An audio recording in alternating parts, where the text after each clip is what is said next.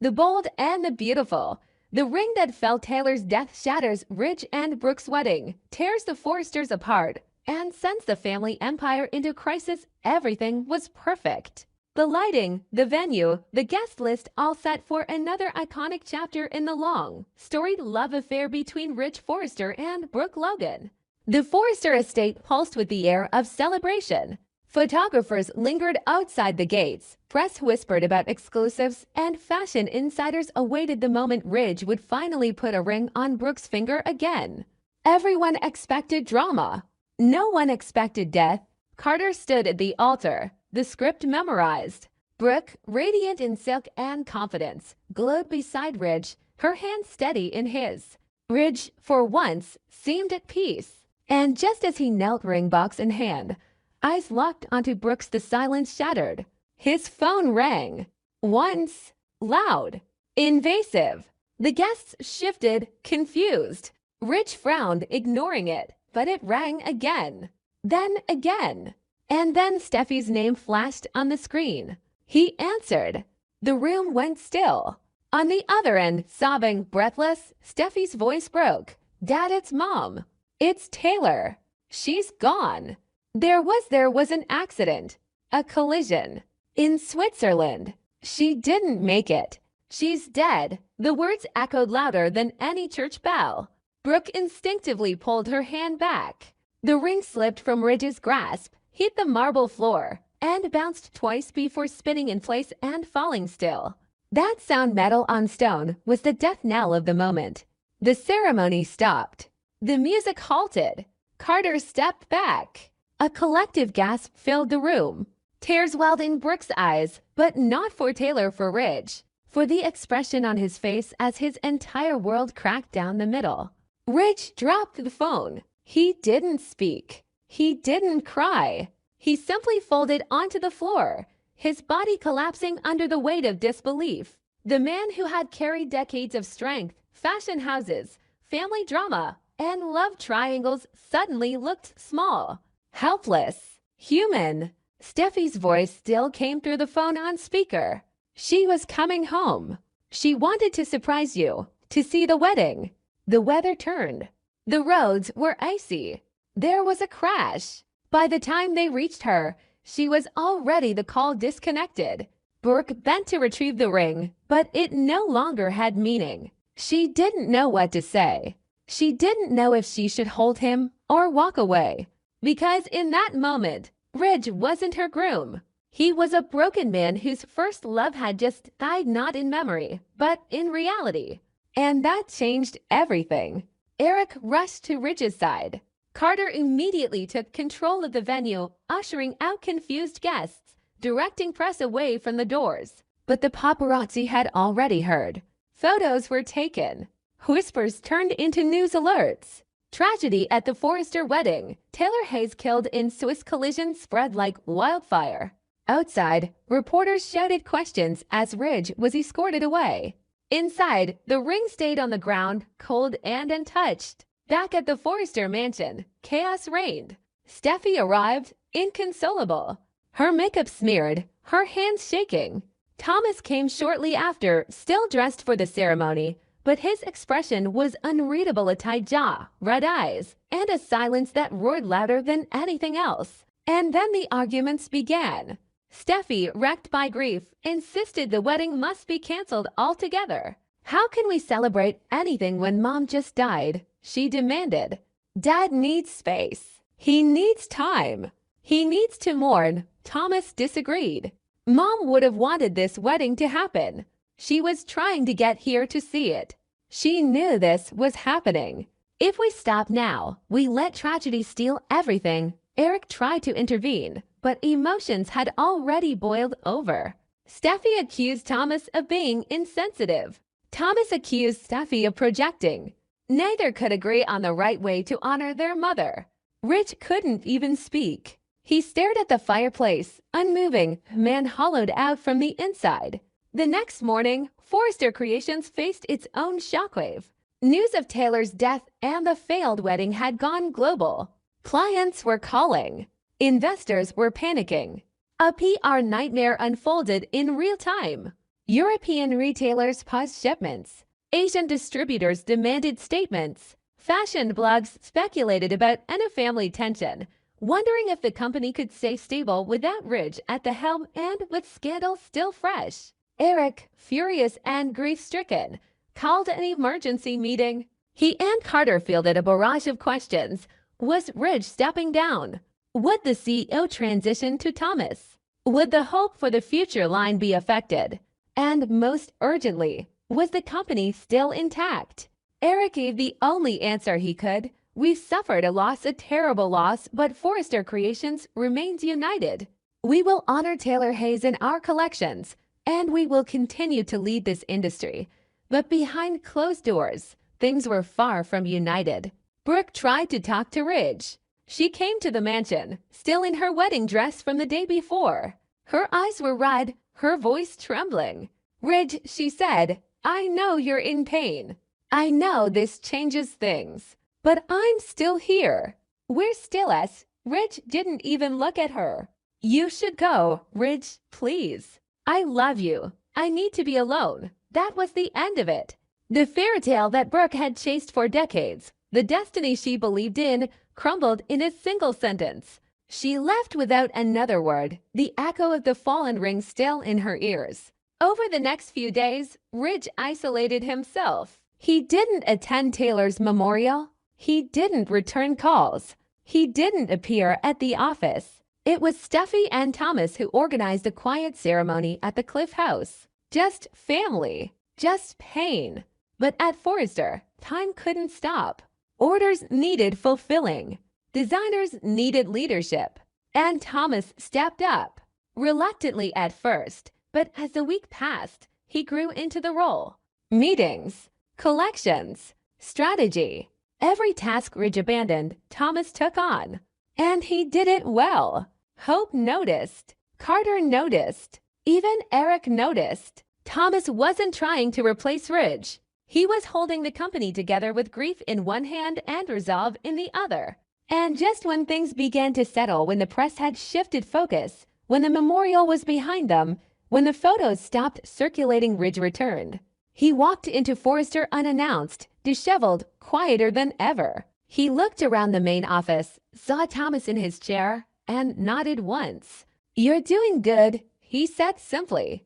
I'm doing what has to be done, Thomas replied. Ridge didn't argue. He didn't demand the title back. He didn't give a speech. He simply handed Carter a file, his official, notarized resignation from the CEO role. I can't lead right now, Ridge said. Maybe ever again. And just like that, the crown passed, not with applause, not with scandal, but with silence. Outside, the Forrester name still glittered in gold. Inside, the family was changed. Taylor was gone. Ridge was a shell. Brooke was alone. Steffi and Thomas were left holding the legacy. And in the heart of it all sat the ring Ridge never placed on Brooke's finger, a symbol of love interrupted and of grief that would echo long after the wedding that never was. But Forrester Creations endured. It always does. Even when the heart breaks. Even when the family falls. The show goes on. The bold and the beautiful. Murder. Suspicion. And the ring that should never have been Taylor's death triggers an international investigation and reignites the Logan Forrester War. What began as an unspeakable tragedy was quickly turning into something darker. The initial report of Taylor Hayes' death, a car crash on icy Swiss roads, sent shockwaves through the Forrester family and derailed the wedding of Ridge and Brooke in spectacular, public fashion. But grief didn't have time to settle. Less than 48 hours after the news broke, international authorities made a quiet but seismic announcement. Taylor's death was no longer being treated as an accident. It was now a criminal investigation. The vehicle she had been traveling in had been tampered with. Brake fluid levels had been deliberately drained. The collision with a freight truck wasn't just bad luck. It was engineered. What had been grief morphed into suspicion. And suddenly, the list of people with motives or grudges stretched far beyond what anyone wanted to admit. Familiar names, infamous names, began surfacing in the early stages of the investigation. The media speculated first. But soon international detectives confirmed their interest in several persons of interest, and the implications were staggering. Sheila Carter. No surprise to anyone. Her name was the first on everyone's lips. Decades of history, multiple violent incidents, obsession, madness, and most importantly, a deep, unresolved hatred for Taylor. Sheila's last known location had been in the U.S., but whispers suggested she had traveled under an alias in recent weeks. Security footage near the Swiss border was being analyzed. Border Patrol logs were scrubbed. Was she seeking revenge for being cut off from Finn again? Was Taylor the price? Bill Spencer. Unexpected, but logical in retrospect. His past with Taylor was complicated, heated, explosive. Old rivalries between the Spencers and Forresters had been ignited before for less. And more recently, Bill had grown erratic. Reports emerged of a late-night private jet charter under Bill's name to Zurich, days before the crash. No official reason. No itinerary. When pressed, he gave no comment. Ridge, still numb from grief, couldn't process it. But Thomas did. He stormed into Spencer Publications, accused Bill outright, and had to be physically restrained by Liam and Wyatt. "You were always a threat to this family," Thomas seethed. "Now you've finally gone too far." Deacon Sharp. The wild card. Taylor had visited him in L.A. just weeks before her death. According to a leaked cafe surveillance photo, the two had met for a secret conversation. No one knew what was said, but according to Deacon, Taylor was looking into something, digging around, he claimed. When questioned by authorities, Deacon grew tight-lipped. She was worried about someone, he finally admitted. But she didn't say who. That was enough to land him on the radar. And then there was Brooke. Not as a suspect, but as someone caught in the center of it all. Her wedding was the one Taylor had intended to crash if only to watch from afar, maybe to speak with Ridge, maybe to stop it. And now Taylor was gone. Ridge was shattered, and Brooke was left standing on the ruins of a ceremony that had become an international crime scene. She wanted to be there for Ridge. She loved him. She wanted to hold him, guide him through the fog of mourning. But every time she reached out, she was pulled back by reporters, by questions, by the whispers that maybe this wedding was a catalyst. Maybe someone saw Taylor's return as a threat. Maybe someone acted to remove her from the equation. Brooke's ring grew heavier by the day. She never officially married Ridge. The vows stopped cold, but the bond commitment still lingered. Except now, that ring symbolized not love, but everything that had gone wrong. It was a cursed circle, one she began to wish she had never put on her finger at all. And the fracture inside the Forrester-Logan family widened. Hope and Steffi, sisters by circumstance, rivals by blood, turned on each other with brutal intensity. Hope demanded unity. "We need to hold together for Ridge, for the company, for Mom."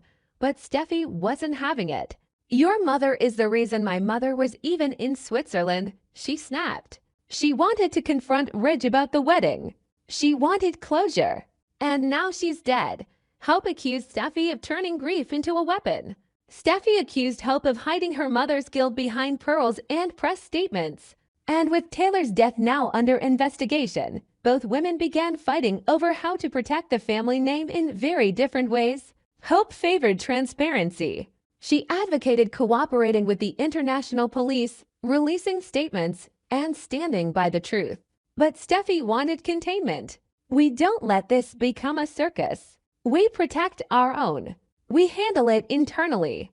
No more leaks. No more drama." They clashed in board meetings, in media strategy sessions, in front of Eric, who could barely hold them apart. Behind the scenes, Carter and Eric struggled to control the fallout at Forrester Creations. Investors were on edge. International buyers started backing out. If the Forrester name is tied to a murder investigation, one beer from Milan said, "We can't associate our brand." Production slowed. Internal morale tanked. Designers began whispering about jumping ship. The loss of Ridge as creative director, Taylor as international face of the brand. and Thomas distracted with grief. It all added up to a crisis threatening to collapse the very legacy Eric had spent a lifetime building. Meanwhile, Rich remained a ghost. He refused interviews. He refused Brooke. He even began avoiding his children.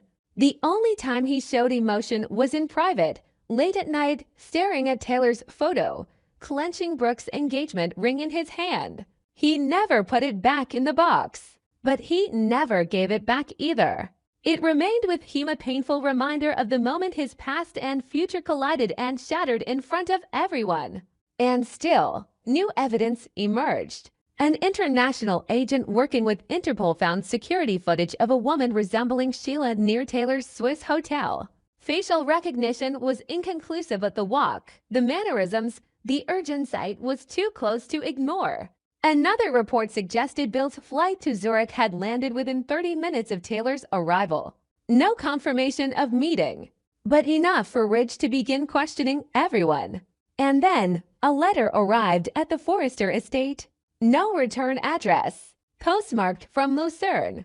Inside, a flash drive. Taylor Hayes, mother of his children, healer of broken minds, and lifelong rival to the woman sitting beside him on the plane, had left behind more than unanswered questions. She'd left a trail. The clues began at the Swiss chalet where Taylor had stayed the night before her fatal crash. Among her belongings was a wrapped canvas painting, unfinished, abstract, mostly hues of pale lavender and deep navy, but Ridge recognized it immediately. It was a private sketch he had once drawn for Taylor years ago during a family trip to Lucerne. Except his canvas was painted over it, transforming his original lines into something else entirely. The strokes pointed. They curved. They twisted in a pattern too deliberate to be random. Ridge and Brooke brought the canvas to a local gallery in Geneva. The curator, an old friend of Taylor's from her international psychology conferences, took one look and nodded. "She left this for you," she said. "If anyone ever asked about it, to give them this." He handed Ridge a folded page of sheet music. Simple, elegant, and titled Final Measure. The notes were sparse, half-finished. A haunting progression of chords Ridge recognized from a melody Taylor used to hum in the mornings. The bottom of the page had only one line, echoes of Amden. Amden, a lakeside village in the Swiss Alps, a place Ridge hadn't thought about in years. But Taylor had once called it her sanctuary, a retreat where she went to recover after crises. It was also where Ridge had once followed her, years ago, to beg her forgiveness after their relationship collapsed in one of their many implosions. That visit had ended with a kiss in the snow. And now, it was the next stop. Brooke wasn't blind. Every mile they traveled further into Taylor's past, she felt Ridge slipping it into love, but into memory. She said nothing at first, supported him, held his hand on the train, listened to the same songs he and Taylor once danced to in their youth. But the ache inside her grew heavier with each stop. She didn't say it aloud, but it pulsed in her bones. What if I've never truly been his final choice in Amden? They found a locked box hidden behind the fireplace mantel of the chalet where Taylor used to stay. Inside, a letter. "If you're reading this, it means I didn't make it back. Ridge, I hope you're the one holding this. If not, then whoever finds it'll him. I tried. I tried to stop it. I knew I was being followed. I knew something was off. But there were things I had to leave behind for you, for Steffi, for Thomas. There's one last place, and there the truth lives. Ask for Sister Clara at the Mountain Abbey." She saw it all. The final destination was hours away, up winding roads and into high altitudes where snow kissed the rocks year-round. A monastery nestled in the mountains, isolated, serene, unreachable, without purpose. As the car climbed the final pass, Ridge drove in silence. Brooke finally broke. "Tell me the truth. If she were alive, if she came back, would you still want to marry me?" Ridge didn't answer. That silence was the loudest thing she'd ever heard. They arrived at the Abbey in early evening. The nuns welcomed them quietly, respectfully, as if already expecting their arrival. They were led to Sister Clara, An aging woman with silver hair and eyes that seemed to see straight through memory. Yes, she said. Taylor was here. She came seeking answers, peace. But she was also afraid. She spoke of betrayal. She said someone she trusted had been compromised. Ridge leaned forward. Did she mention a name? Sister Clara hesitated. She wrote something in our registry. I wasn't allowed to see it. She locked it with our clerk, but then she added something that cracked the room in half. And she didn't leave alone. Brooke froze. What do you mean? Sister Clara nodded. A man came. Late at night. She called him an old mistake trying to make something right. They argued. Then they left in separate cars. But only one was ever reported in the accident. That changed everything. Ridge demanded access to the registry. After several calls to local authorities and legal interventions, the Abbey turned over Taylor's final written message. It wasn't a confession. It wasn't a goodbye. It was a name. Deacon Sharp. The man Ridge had written off. The man Taylor had met days before the crash. The man who had once been Brooke's biggest mistake. Brooke's heart dropped. This wasn't just about Ridge and Taylor anymore. This was about her. Her past. Her connection to Deacon. Her history intertwined with every corner of Ridge's pain. That night, in the stillness of the Abbey, Ridge and Brooke sat in separate rooms. For the first time since leaving Los Angeles, they didn't share a bed, or a conversation, or even a moment of comfort.